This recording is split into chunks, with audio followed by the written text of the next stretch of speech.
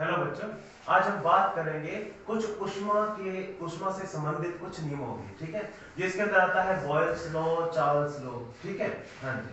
तो सबसे पहले हमने बात करते हैं बॉयल्स लॉ की। ये वैज्ञानिक का नाम था, इन्होंने बॉयल्स का नियम बोलेंगे इसको, बॉयल्स का नियम। इन्होंने क्या किया था, प्रेशर मतलब कि दाब और आयतन के बीच में एक संबंध स्थापित किया था, जिसे हम क्या बोलते हैं, बॉयल्स का नियम। इसके अंदर एक तो प्रेशर और आयतन दोनों के बीच में क्या किया था, एक संबंध स्थापित किया था। इसे हम क्या बोलते हैं, बॉयल का नियम कहेंगे। ठीक है, हाँ जी।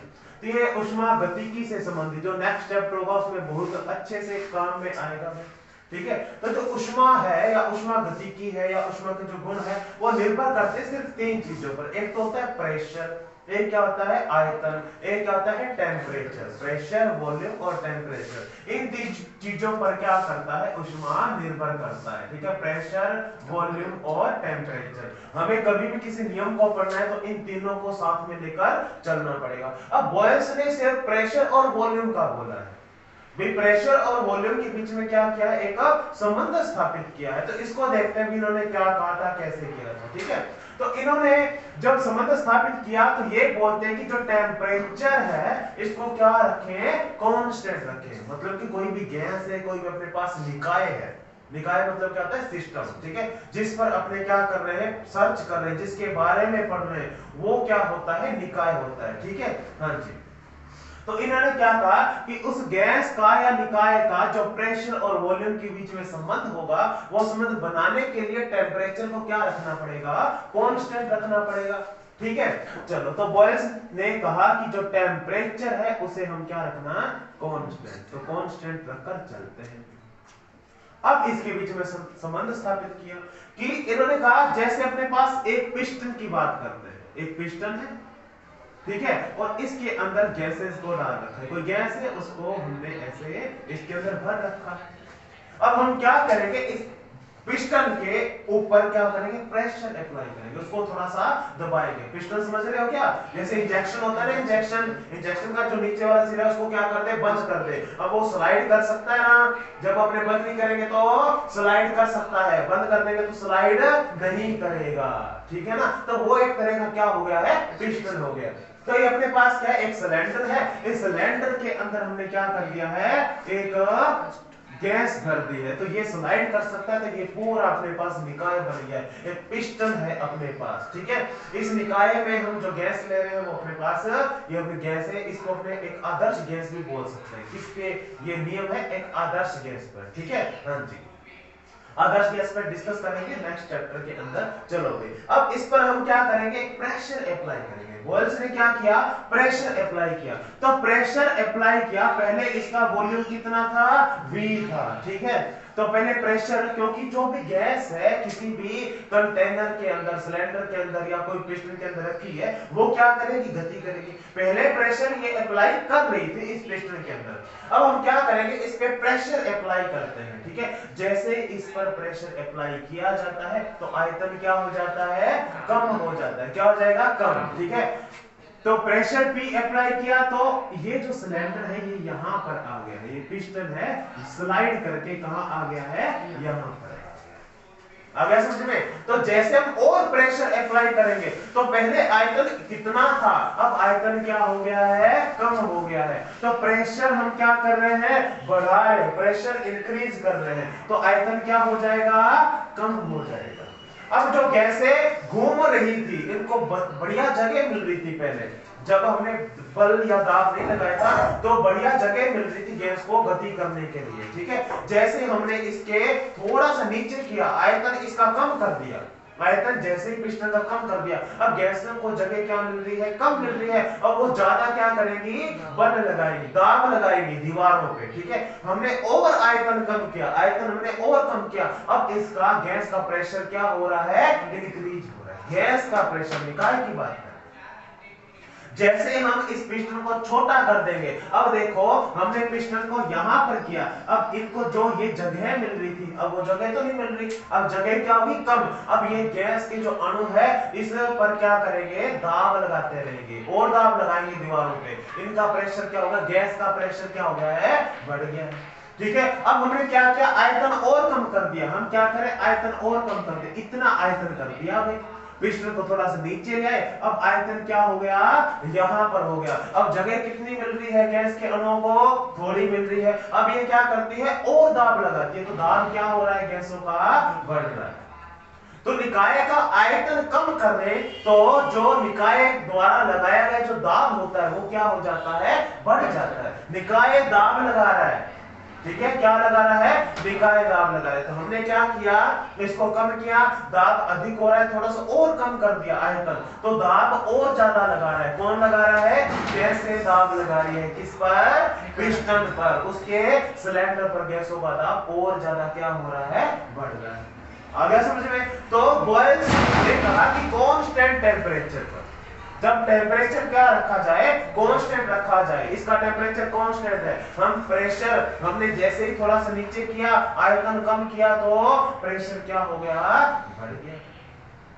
आयतन और कम किया, प्रेशर और बढ़ गया। तो इन कंडीशन के अंदर 3-4 जो हमने स्टेप किए हैं, टेम्परेचर ना तो कम होना चाहिए ना ही ज्यादा होना चाहिए। टेम्परेचर को क्या रखना है, अपने कांस्टेंट रखना है, ठीक है। तो बॉयल्स ने कहा कि जो P होता है, प्रेशर होता है, वो डायरेक्टली प्रोपोर्शनल, ठीक है, प्रेशर क्या कर रहे हैं, इंक्रीज कर रहे हैं, तो डायरेक्टली प्रोपोर्शनल होता है 1/V के। या आप ऐसे बोल सकते हो, तो बॉयल के नियमानुसार जो दाब होता है, गैसों का जो दाब होता है, वो व्युत्क्रमानुपाती होता है किसके, आयतन।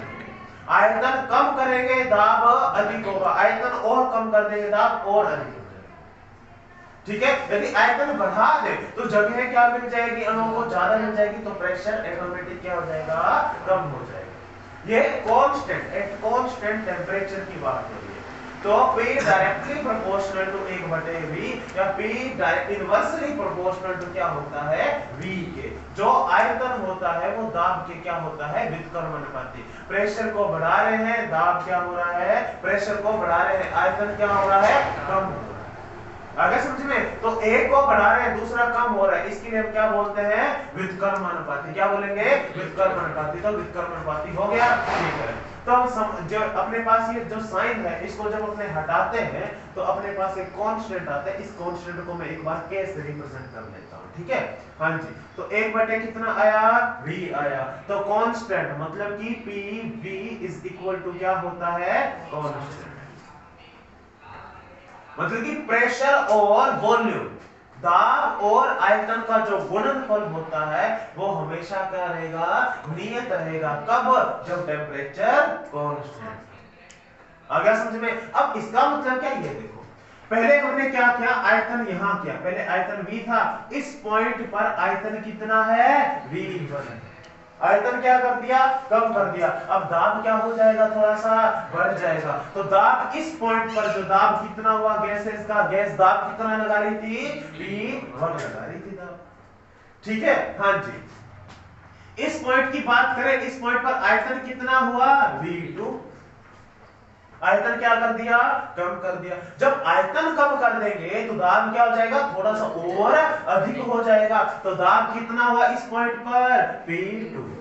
तो बॉयल साइंटिस्ट ने कहा कि अलग अलग पॉइंट पर प्रेशर और वॉल्यूम का जो गुणनफल होता है वो हमेशा क्या रहेगा, नियत रहेगा, ठीक है। इनका गुणनफल, जैसे गुणनफल यहाँ पर बैठ रहा है 20 और यहाँ पर इन दोनों का गुणनफल कितना होगा, 20 ही होगा। और नीचे लेकर जाएंगे तो इनका गुणनफल 20 रहेगा, क्योंकि एक का मान बढ़ेगा दूसरा कम होगा। इनको गुणनफल करेंगे तो कांस्टेंट, एक का मान फिर बढ़ा दो ये कम हो जाएगा, फिर गुणनफल करेंगे फिर भी कांस्टेंट। तो इनका जो गुणनफल आएगा ये क्या आएगा, कांस्टेंट। यहां तक कोई डाउट नहीं, अगर समझ में कुछ ये, ठीक है। हाँ जी, नेक्स्ट अपने नियम की बात करें, चार्ल्स का नियम। चार्ल्स का नियम, और चार्ल्स ने नियम भी इन्हीं पर डिपेंड, इन्होंने क्या P और V के मध्य क्या किया, बनाया, है ना। यदि P और V के मध्य एक ग्राफ ड्रॉ करते हैं, ग्राफ भी बना देता हूं यहाँ पे। P और V के मध्य जब अपने ग्राफ बनाते हैं, ठीक है, तो ग्राफ क्या होता है, व्युत्क्रमानुपाती, मतलब कि ऐसे हमें क्या होता है, प्राप्त होता है P और V के मध्य। क्योंकि ये एक दूसरे के व्युत्क्रमानुपाती है। कभी कभी क्वेश्चन ऐसे भी आता है कि P और 1/V के मध्य ग्राफ बनाओ, तो P और 1/V के मध्य जब अपने ग्राफ बनाते हैं तो ग्राफ हमें क्या मिलता है, सीधी रेखा में, क्योंकि P समानुपाती है 1/V के। लेकिन P V के, ओनली V के क्या है, व्युत्क्रमानुपाती है, तो ग्राफ हमें कैसे मिलेगा, ऐसे मिलेगा। ये ग्राफ मिलेगा कब, एक कंडीशन और भी है, कौन सी, टेम्परेचर क्या रखना है, कांस्टेंट रखना है। यहां पर भी हम क्या करेंगे, टेम्परेचर कांस्टेंट। दिक्कत किसी को इसमें, अगर हमने ग्राफ बना दिए हैं, किस पे क्या निर्भर कर रहा है, कांस्टेंट बता दिया है, और इनका जो गुणनफल होता है वो हमेशा क्या रहेगा, सेम रहेगा, नहीं रहेगा। हाँ जी, चले आगे। ठीक, चलो ये चार्ल्स के नियम से। अब चार्ल्स ने क्या किया था, आयतन और टेम्परेचर के मध्य संबंध स्थापित। किसके मध्य, आयतन और टेम्परेचर। ठीक है, गैस का जो आयतन होगा और उसका जो टेम्परेचर होगा, इनके मध्य संबंध स्थापित किया गया। ठीक है, और इन्होंने, अब एक चीज बची है, मैंने क्या बोला था, पीवीटी, तीन चीज इंपॉर्टेंट है उष्मागतिकी के, है ना, तो तीन चीजें इंपॉर्टेंट है। पी का नाम ले लिया इन्होंने, पी का नाम ले लिया, बी बता दिया और टी बता दिया। लेकिन पी यहां पर क्या रखना पड़ेगा बच्चों, कांस्टेंट। यहां पर बॉयल्स ने क्या किया था, टेम्परेचर को कांस्टेंट रखा था। चार्ल्स ने प्रेशर को, मतलब कि कोई भी अपने पास निकाय होगा ना, तो उसका अपने को प्रेशर क्या रखना है, कांस्टेंट। प्रेशर ना तो बढ़ना चाहिए ना ही कम होना चाहिए। अणु जितना दाब लगा रहे हैं, अपने कुछ भी करें उतना ही दाब लगाते रहने चाहिए, इसको बोलते हैं प्रेशर कांस्टेंट। लास्ट लेक्चर में शायद इसी पर अपनों ने डिस्कस किया था, बताया था P कांस्टेंट, V कांस्टेंट। ठीक है, कौन सा अपने पास टॉपिक था, मोलर विशिष्ट ऊष्मा धारिता था ना अपने पास, जिसको CVCP के बारे में हमने अच्छे से पढ़ा था। चलते हैं हम यहां, ठीक है। अब एक एग्जांपल लेते हैं कि अपने पास एक वापस वही पिस्टन, तो ये स्लाइड कर सकता है, ऊपर नीचे जा सकता है, इसको भेजेगा कौन, गैसेज भेजेगा। ठीक है, हाँ जी। चलो अपने काम नहीं कर रहे, अपने काम तो कर रहे, लेकिन अपना ध्यान किस पर है, इन गैसों का, गैस ने काम कर रही है, निकाय क्या कर रहा है, अपने उस पर ध्यान देना।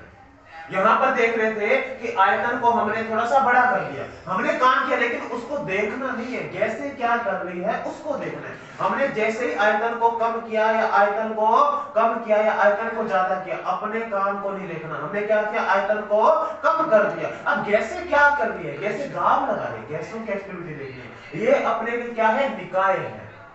एक होता है सिस्टम, एक होता है सराउंडिंग। ठीक है, किसी भी चीज पर हम किसी भी ऑब्जेक्ट की सर्च कर रहे होते हैं, वो हमारे लिए क्या हो जाता है, सिस्टम हो जाता है। और सराउंडिंग क्या होता है, इसके अलावा जो भी कुछ है वो क्या है, सराउंडिंग। फॉर एग्जाम्पल जैसे अपने देख रहे हैं भी मार्कर है, कैसे कलर का है, कैसे खुलता है, इसको कितना प्रेशर देने पर ये कितना बैंड होता है। ठीक है, सारा कुछ हमारा फोकस किस पर है, इस पर। तो ये हमारे लिए क्या हो गया, निकाय, सिस्टम हो गया। बाकी उसके अलावा सराउंडिंग, जैसे अर्जुन है ना, चिड़िया की आंख उसके लिए क्या थी, निकाय थी। चिड़िया के पंख भी भूल गया ना, तो जो चिड़िया की आंख थी वो उसके लिए क्या बन गई, निकाय। बाकी उसके लिए उसके जो गुरु थे, उसके भाई थे, वो सारे के सारे क्या हो गए, सराउंडिंग हो गए। सब वो चीज है। हाँ जी, चलते हैं, हमारे पास ये सिस्टम है। अब आपका फोकस बिल्कुल इस पर होना चाहिए, ये क्या कर रहा है, इसके अंदर क्या है, इसके अंदर जो गैसेस है वो कैसे काम कर रही है, बस उस पर ध्यान देना। ठीक है, हाँ जी।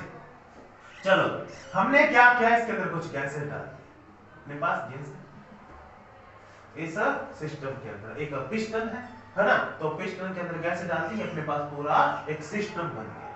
अब हम क्या करेंगे कि इसका टेम्परेचर इंक्रीज करेंगे, इसको एनर्जी देंगे, इन गैसों को हम क्या देंगे, एनर्जी देंगे, इसका टेम्परेचर क्या करेंगे, इंक्रीज करेंगे। ठीक है, तो हमने क्या किया, एक थोड़ा सा इस गैस को, इस सिस्टम को एक हीट के ऊपर, उष्मा के ऊपर रख दिया, अपने काम देख रहे हैं क्या वो कह रहा है ना।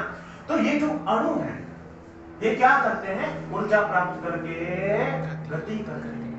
क्या कर रहे हैं, ऊर्जा प्राप्त करके गति कर रहे हैं। अब गति कर रहे हैं, ये क्या करेंगे, ऊर्जा प्राप्त करते हैं। अब दीवारों पे क्या लगाएंगे, प्रेशर अप्लाई करेंगे, उधर ठुकेंगे, उधर दीवार पे लगेंगे, उधर दीवार पे लगेंगे, तो क्या कर रहे हैं, प्रेशर अप्लाई कर रहे हैं। करेंगे क्या, नहीं, क्योंकि इनको ऊर्जा मिल गया। अब इस ऊर्जा का कुछ ना कुछ तो इन्होंने करना ही है, काम तो इन्होंने कुछ करना ही है, अपने देख रहे हैं, ठीक है। तो इनको हमने क्या दिया, टेम्परेचर दिया। तो टेम्परेचर लेकर ये क्या कर रहे हैं, गति कर रहे हैं, मोशन कर रहे हैं, ठीक है, बहुत ज्यादा स्पीड हो गई है। अब ये किस पर दाब लगाएंगे, इस पिस्टन के ऊपर दाब लगाएंगे। हम चाहते हैं कि प्रेशर क्या रहे, कांस्टेंट। पहले मान लो 20 पास्कल था, अब 20 पास्कल ही रहना चाहिए। दाब जैसे ही लगा रहे तो पिस्टन क्या हो जाएगा, सीधा सा पड़ता, पिस्टन क्या हो जाएगा, ऊपर हो जाएगा, ठीक है। जैसे प्रेशर कुकर के अंदर तो प्रेशर इंक्रीज हो रहा होता है ना, तो वो चीज है। तो उसके कांस्टेंट के लिए क्या होता है, जैसे एक लास्ट लिमिट होती है, तो जो उसके ऊपर होता है सिटी वो थोड़ा सा ऊपर उठ जाता है, प्रेशर कांस्टेंट, है ना। तो वो चीज है, हम टेम्परेचर क्या कर रहे हैं, इंक्रीज कर रहे हैं। तो सारे अणु इस पर दाब लगाएंगे। हम चाहते हैं कि दाब कांस्टेंट, दाब बढ़ गया तो ये नियम समझ में नहीं आएगा, है ना। तो इस पर दाब लगाएंगे, तो दाब हमें कांस्टेंट रखना है, जिस कारण ये जो पिस्टन है ये थोड़ा सा क्या हो जाएगा, ऊपर उठ जाएगा, क्या हो जाएगा, ऊपर चला जाएगा। तो पिस्टन हो गया है यहां पर। अब गैसों को जो जगह मिली है वो क्या मिली है, ज्यादा मिली है, आयतन क्या हो गया, बढ़ गया, पिस्टन ऊपर हो गया, आयतन क्या हो गया, बढ़ गया। तो यहां से हम देख रहे हैं टेम्परेचर इंक्रीज कर रहे हैं, तो उस गैस का जो आयतन है, वॉल्यूम है, वो भी क्या हो रहा है, इंक्रीज, सीधा सा है ना। तो जो वॉल्यूम है वो समानुपाती होता है किसके, टेम्परेचर के। कौन सी कंडीशन के लिए, कांस्टेंट प्रेशर के लिए, ठीक है। सिंपल सा फंडा, इसमें कोई दिक्कत वाली बात ही नहीं। तो जैसे जैसे टेम्परेचर इंक्रीज करेंगे वैसे वैसे वॉल्यूम इंक्रीज हो जाएगा। आ रहा है समझ में, कोई दिक्कत किसी को, हाँ जी।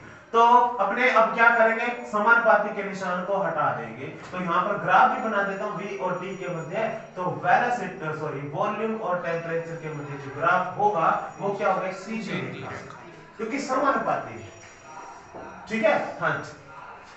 चलिए, तो समानुपाती के निशान को हटाएंगे तो अपने पास एक कांस्टेंट आ जाता है, कि क्या है अपने पास, कांस्टेंट। तो k को अपने इधर ले आते हैं तो अपने पास क्या आ जाएगा, k is equal to v बटे में t, वॉल्यूम बाय टेम्परेचर। इसका मतलब आयतन और टेम्परेचर का जो अनुपात होता है वो क्या होता है, नियत रहता है, स्थिर रहता है, ठीक है। अब ये स्थिर रहेगा कब, कांस्टेंट प्रेशर के लिए, ध्यान रखना। PVT और PVT तीनों चीजें काम कर रहे हैं, आ रहा समझ में, कोई दिक्कत, ठीक है। तो अब अपने देखते हैं कि जो आयतन और टेम्परेचर का जो अनुपात होता है हर स्टेप के लिए, हर कंडीशन के लिए क्या रहता है, नियत रहता है। जैसे वहां पर देखा, टेम्परेचर इंक्रीज किया, इसका आयतन V1 हो गया, टेम्परेचर और इंक्रीज कर देंगे, टेम्परेचर और ज्यादा कर दिया, आयतन और ज्यादा बढ़ जाएगा। तो इनका जो अनुपात होता है V और T का, है ना, आयतन और टेम्परेचर का जो अनुपात होता है वो क्या रहता है, नियत, कोई दिक्कत नहीं आता, आ रहा समझ में, हाँ जी। तो ये दो अपने पास नियम थे, हाँ जी। तो यदि आप V और 1/T के मध्य ग्राफ बनाए तो अपने को क्या मिलेगा, ऐसा मिलेगा, फिर व्युत्क्रम अनुपात मिल जाएगा, ठीक है, हाँ जी। दिक्कत यहां तक बॉयल्स और चार्ल्स के नियम, ठीक है। अब देखो यहां पर क्या बोल रहा है, P बराबर K/T, या P समानुपाती 1/V होता है, और यहाँ पे V समानुपाती क्या होता है, T होता है। इन दोनों ही नियम से एक गैस समीकरण बनी, क्या बनी, गैस की समीकरण बनी, वो क्या है, इधर देखो, PV is equal to nRT, क्या है, PV is equal to nRT, ठीक है। जो अपने पास प्रेशर है, ये अपने पास वॉल्यूम है, ये n क्या है, नंबर ऑफ मोल्स, मोल्स की संख्या, ठीक है। और ये R क्या है, कांस्टेंट है, R क्या है, कांस्टेंट है। जो अपने पास आदर्श गैस समीकरण है, ये इसको क्या बोलते हैं, आदर्श गैस समीकरण, ठीक है। यहां लिख देता हूं मैं, आदर्श गैस समीकरण है। मोलों की संख्या अपने पास कितनी है? n है। r क्या है? कांस्टेंट है। और t क्या है? टेम्परेचर। कोई दिक्कत नहीं है? आ गया समझ में? ठीक है। हाँ जी। तो यहां से देखा जाए कि जो v है ना, जो v है, अब देखो प्रेशर को क्या रखो? कांस्टेंट, है ना। यदि प्रेशर को अपने क्या करें? कांस्टेंट रखें, प्रेशर को कांस्टेंट रखें, ये n मोलों की संख्या है, कांस्टेंट है, r क्या है? कांस्टेंट है, तो v डायरेक्टली प्रोपोर्शनल टू किसके हो गया? ये देखो, प्रेशर यदि अपने कांस्टेंट रखें तो n r तो कांस्टेंट है ही है, r की वैल्यू बता दूंगा 8.31 होती है, इसका मात्रक भी लिखेंगे, ठीक है। तो r कांस्टेंट है, नंबर ऑफ मोल जो उस सिस्टम के अंदर मोल है वो तो स्थिर ही रहेंगे, है ना। तो मोलों की संख्या क्या है? नियत है। यदि प्रेशर को कांस्टेंट रखें तो ये दोनों कांस्टेंट है, तो v समानुपाती किसके हो गया? दिक्कत नहीं होता किसी? हाँ जी। अब अपने देखते हैं इसने क्या कहा था? टेम्परेचर। अब टेम्परेचर को कांस्टेंट रखो, यदि हम टेम्परेचर को कांस्टेंट रखते हैं तो PV क्या हो जाएगा? सारा का सारा कांस्टेंट, ठीक है। तो ये क्या आ जाएगा बटे में? तो P K बटे V, तो P K बटे V। दोनों के नियम से क्या हुआ? आदर्श गैस समीकरण। जो अपने गैस का उपयोग कर रहे हैं यहाँ पर इस सिस्टम में, जो गैस अपने यूज कर रहे हैं, ठीक है, इसे समझने के लिए, वो एक आदर्श गैस है, ठीक है। आदर्श गैसों के अंदर ऐसा होता है। हाँ जी, दिक्कत यहाँ तक तो पता चल गया ना, इन दोनों के ही नियम से क्या बना? आदर्श गैस समीकरण, ठीक है। और भी नियम है वो हम ऊष्मागतिकी के अंदर अच्छे से करेंगे, ठीक है। ऊष्मीय गुण के अंदर एक बार इतने ही नियम है। चलो अभी आगे चलते हैं। तो ये अपने पास क्या हुआ? PV = nRT। n क्या है? मोल्स की संख्या। अब R की बात करते हैं। R एक कांस्टेंट है, आदर्श गैस समीकरण का कांस्टेंट है, जिसकी वैल्यू होती है 8.31। क्या होती है? 8.31। अब इसके मात्रक की बात करें, इसका मात्रक क्या होता है, ठीक है। अब इसके मात्रक की बात करें तो आपको पता होना चाहिए ये क्या है? प्रेशर। और ये क्या अपने पास? आयतन हो गया, ठीक है। ये संख्या रहेगी, इसके मोल्स, इसका जो मात्रक होगा मोल हो जाएगा ये। तो फॉर्मूला बनाते हैं पहले। तो R = PV, ठीक है, बटे में NT। T का जो टेम्परेचर है इसका मात्रक होता है केल्विन, ठीक है। हाँ जी। तो प्रेशर को मैं क्या लिखूंगा? न्यूटन बटे metre square.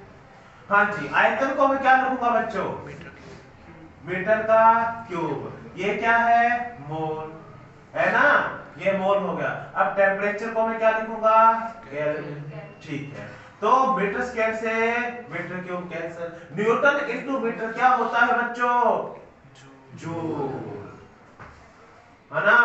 W = F × X। Newton into metre क्या कहलाता है? जूल कहलाता है ना। तो न्यूटन इनटू मीटर क्या हुआ? जूल हुआ।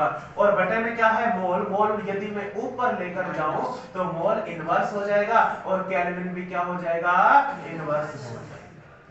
ये अपने पास बॉयल्स का नियम, ये चार्ल्स का नियम, यहां पर क्या अपने पास? आदर्श गैस समीकरण। कोई डाउट नहीं आता?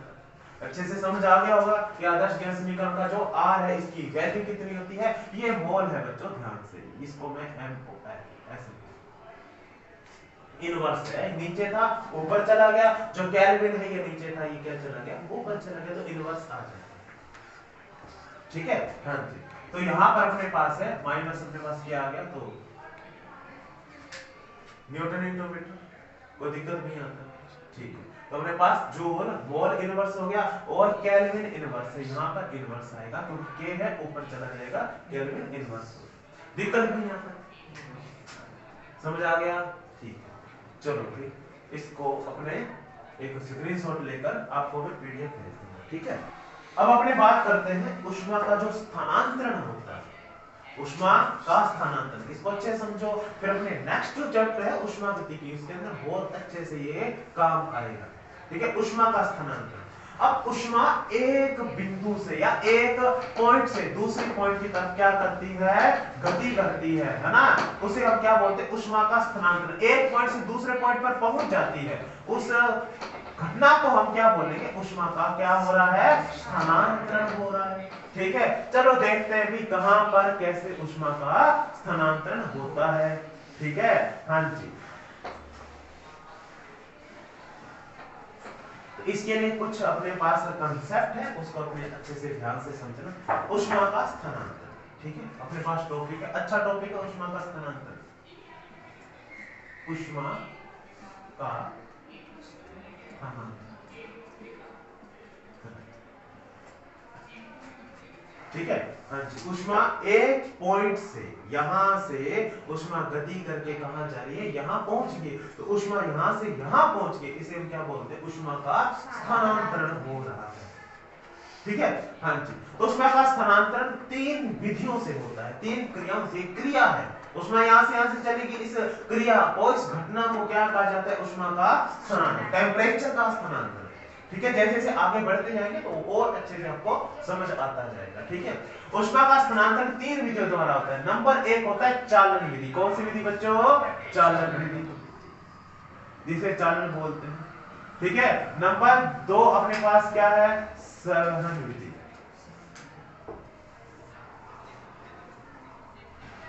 ठीक है, नंबर जो अपने पास तीन है वो क्या है अपने पास, विकिरण विधि।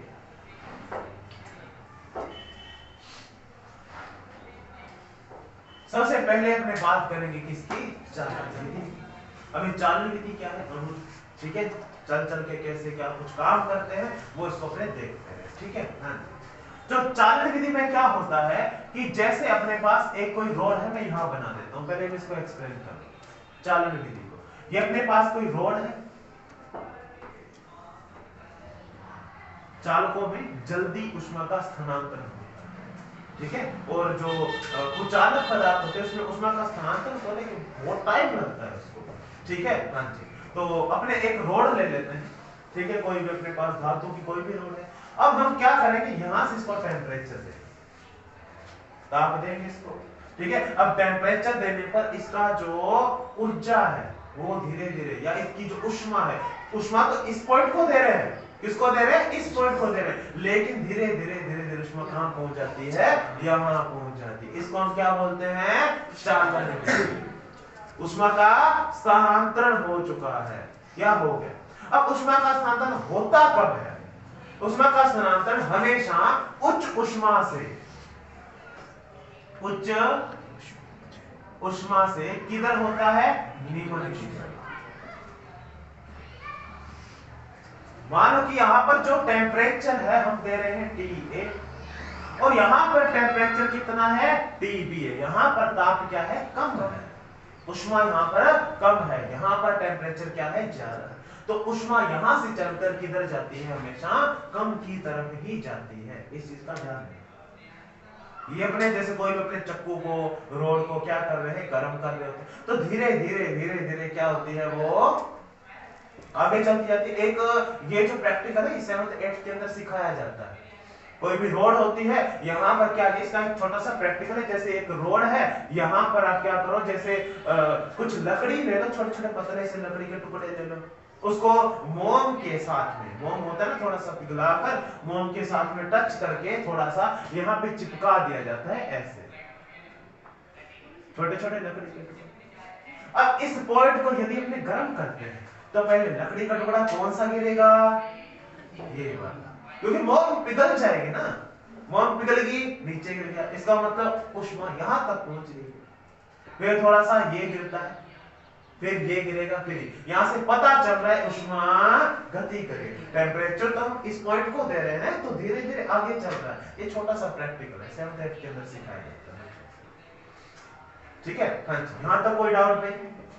टेम्परेचर दे रहे हैं एक पॉइंट पर TA, टेम्परेचर पहुंचेगा या उष्मा पहुंचेगी, टेम्परेचर तो नहीं पहुंचता, टेम्परेचर कभी गति नहीं करता, टेम्परेचर इंक्रीज डिक्रीज होता है। अपने ऐसे बोलते हैं टेम्परेचर यहाँ पर ज्यादा है, यहाँ पर टेम्परेचर कम है। टेम्परेचर यहां से यहां जा रहा है, टेम्परेचर कभी नहीं जाता, उष्मा जाती है। उष्मा से हम टेम्परेचर बताते हैं कि इसका टेम्परेचर कितना है। तो उष्मा इसको दे रहे हैं, उष्मा देने से इसका ताप बढ़ गया। अब उष्मा धीरे धीरे, अब इसके अंदर देखो इसका कंसेप्ट क्या है, जैसे इसके जो मॉलिक्यूल्स हैं एक दूसरे के साथ क्या होते हैं, जुड़े होते हैं। होते हैं। क्या होते हैं बच्चों? जुड़े होते हैं ऐसे, ठीक है, कुछ ऐसे जुड़े होते हैं। ठोसों की यही क्वालिटी होती है। हाँ जी, तो ये बंध जल्दी टूटते नहीं है, क्योंकि ठोस की बात कर रहे हैं। बंध टूटते नहीं है ठोसों में, जैसे ये मान कर रहा है अच्छे बंध से के साथ जुड़े हुए। तो यहाँ पर हम एक चालक का उपयोग कर रहे हैं, एक मेटल का उपयोग कर रहे हैं, धातु का उपयोग कर रहे हैं, है ना। तो हमने क्या किया? गर्म किया। तो यहां से ऊष्मा ली इन अणुओं ने।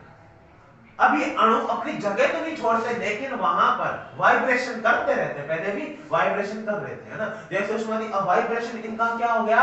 ज्यादा हो गया। ऊर्जा ली, अब वाइब्रेशन। एक तो गैस होती है, ठीक है, ऊर्जा ली और चली गई, अपनी जगह छोड़ देती। गैस के अणु अपनी जगह छोड़ देते हैं, लेकिन ये जो अणु है जगह नहीं छोड़ते, अपने वाइब्रेशन करते हैं अपने मध्य बिंदु पर। इसको माध्य बिंदु बोलते हैं। इस माध्य बिंदु पर एक फिक्स पॉइंट पर ऐसे गति करते रहते हैं। ऊर्जा दी, गति ज्यादा हो जाएगी, और ऊर्जा दी, गति, बस इतना ही काम होता है इनका। आगे समझे? अब थोड़ा सा ठंडा कर दिया, बस वाइब्रेशन हो रहा है, चल रहा है, और ठंडा कर दिया वाइब्रेशन कम, और ठंडा कर दिया वाइब्रेशन चलता है। कुछ ये चीजें होती है ना। चलो, वाइब्रेशन पहले कर रहे थे, हमने इसको ऊष्मा दी, अब वाइब्रेशन स्पीड ज्यादा हुई। अब ये इसको देगा ऊर्जा। क्या देगा? इसको।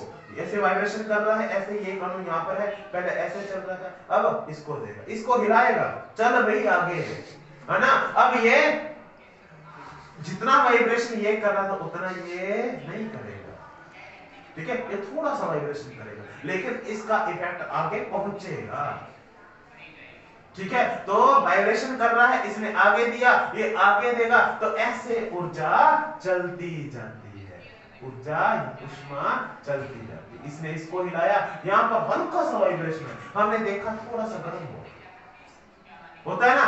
अब इसको फिर ऊर्जा दे रहे, ये फिर वही कण लगा पड़ा, है ना, ये इसको हिला रहा है, तो धीरे धीरे धीरे धीरे ऊर्जा आगे जाती, ऊष्मा आगे जाती रहती, इससे ऊष्मा का स्थानांतरण होता। आ रहा है समझ में? हाँ, यदि हमने इधर कोई भी टेम्परेचर, इधर ऊष्मा दे रहे हैं इसको, तो वो ऊष्मा इधर ज्यादा है, इधर क्या है, तो इधर भी ऊष्मा दे रहे हैं, इधर भी ऊष्मा दे रहे हैं। तो मैंने यहाँ पर कंसेप्ट आपको पहले बता दिया था, जहां ऊष्मा उच्च होगी वो निम्न की तरफ जाती है। यदि हम यहाँ पर गर्म कर रहे होते हैं, यहाँ पर ऊष्मा दे रहे होते हैं, तो ये ऊर्जा किधर जाती? इधर जाती।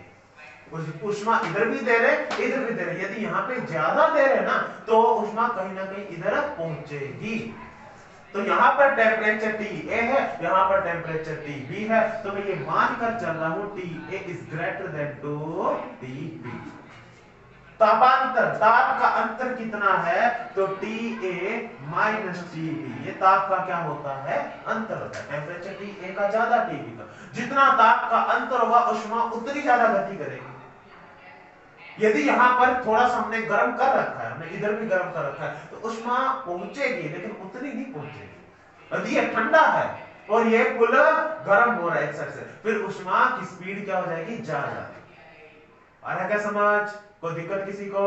हाँ जी। तो पता चल गया, अणु यहाँ पर वाइब्रेशन करते रहते हैं, ऊर्जा आगे चलती रहती है। जैसे बहुत लंबी लाइन के अंदर साइकिलें खड़ी है ना, साइकिल खड़ी, हमने क्या किया? एक साइकिल को जोर से धक्का दिया, वो ऊर्जा उसको, वो ऊर्जा उसको, वो ऊर्जा उसको, ऐसे चलती जाती है, चलती जाती है।